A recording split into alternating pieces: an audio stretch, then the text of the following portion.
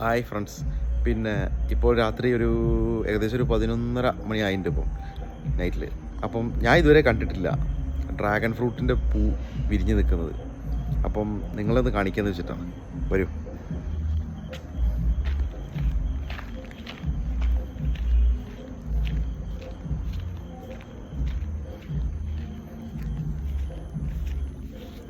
സംഭവം അടിപൊളിയാണ്.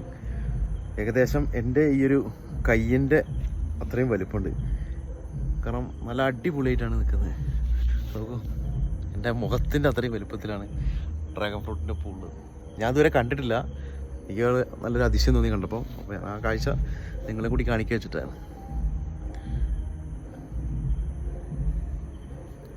നല്ലൊരു സ്മെല്ലും ഉണ്ട്.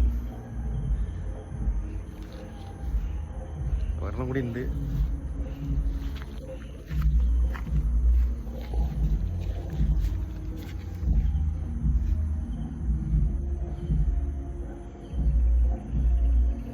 ഏകദേശം എന്താ എൻ്റെ ഫേസിൻ്റെ അത്ര വലിപ്പമുണ്ട് ഇത്.